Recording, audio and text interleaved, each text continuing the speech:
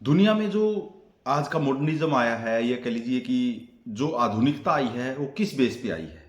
अगर हम दुनिया के नक्शे को निकाल कर देखेंगे तो हमें समझ में आ जाएगा।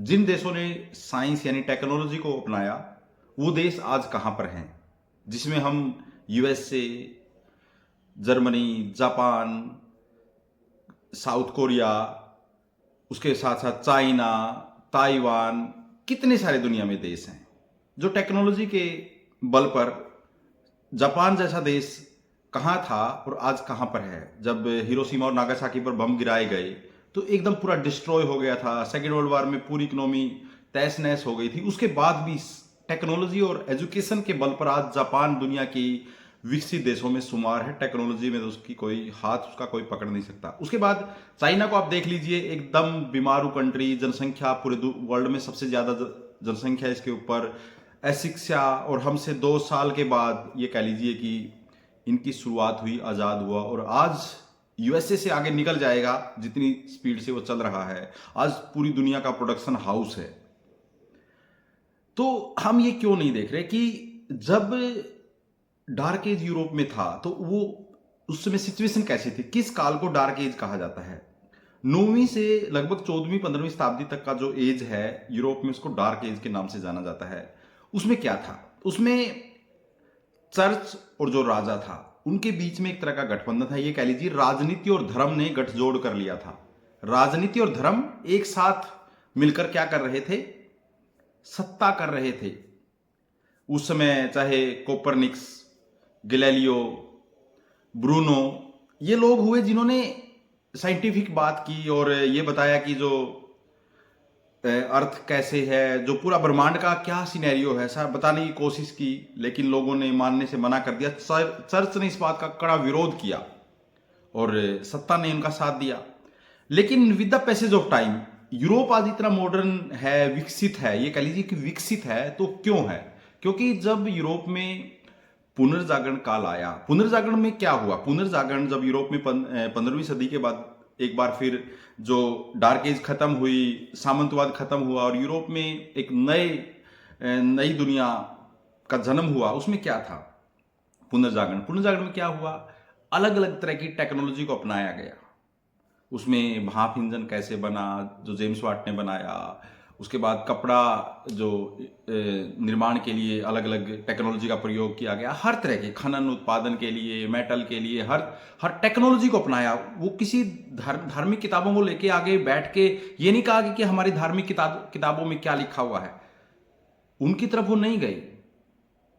उन्होंने उस वापसी, go back to the old knowledge की तरफ नहीं गए। उन्होंने टेक्नोलॉजी को अपनाया और टेक्नोलॉजी के बल पर पूरी दुनिया पे, ये कह लीजिए कि यूके ने और खासकर यूरोप, पुर्तगाल, स्पेन, इन लोगों ने शासन किया पूरी दुनिया पे। एक समय ऐसा था कि यूके का, तो ये कहते हैं कि यूके के साम्राज्य का सूर्य नहीं डूबता था।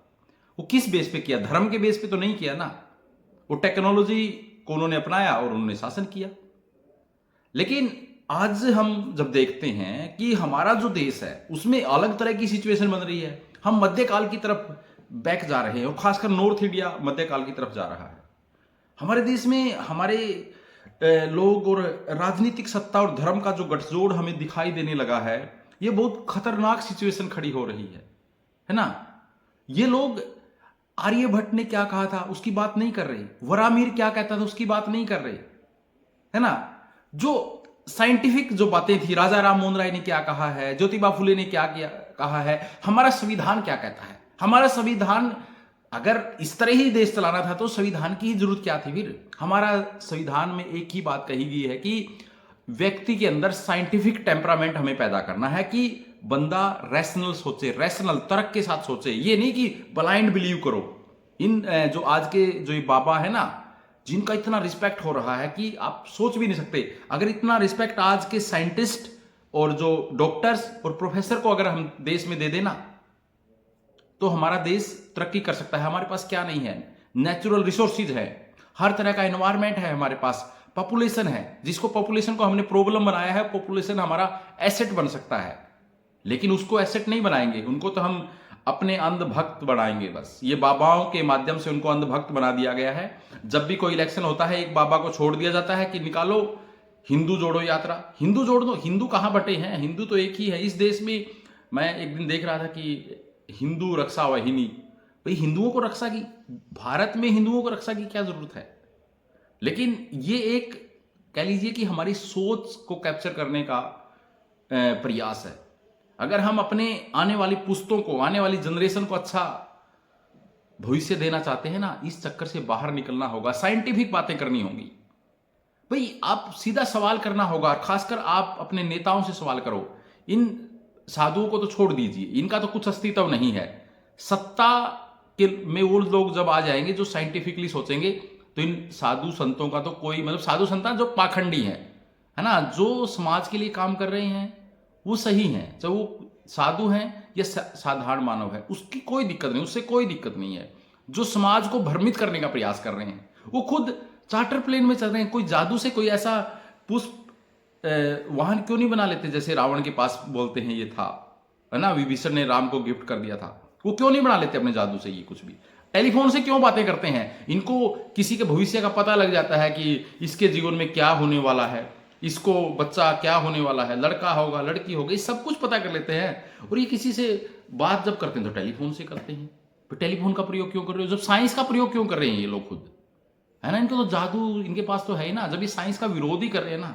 साइंस तो किसी तरह के गॉड के एग्जिस्ट को भी मानता नहीं है, फिर ये साइंस का प्रयोग क्यों करते हैं गॉड के एग्जिस्ट को। ये अपना धर्म प्रचार किसके माध्यम से करते हैं, फेसबुक के माध्यम से, इंस्टाग्राम के माध्यम से, प्रिंटिंग मीडिया के माध्यम से करते हैं ना, और बोलने के लिए माइक यूज करते हैं, तो साइंस ही तो है वो। अब समझिए इनके पास खुद का क्या है, इनके पास खुद का कुछ नहीं है। जो हमारा प्राचीन ज्ञान है, इन्होंने हमारे प्राचीन ज्ञान से वही बातें उठाई हैं जो हमें पागल बना सकती हैं, पाखंड उठाया है केवल। साइंटिफिक बातें भी है हमारे प्राचीन ज्ञान में, आर्यभट्ट, ब्रह्मगुप्त, वराहमिहिर, इतने लोग हुए हैं जिन्होंने साइंटिफिक बातें की है, लेकिन उनकी बातें ये नहीं करेंगे, इनको करने की जरूरत नहीं ना। ये बातें ऐसी करेंगे जो हमारे समाज को बांट सकती हैं, हमारे समाज के अंदर डर पैदा कर सकती हैं। तो आज के लिए इतना ही था, ऐसी बातें हम फिर करते रहेंगे।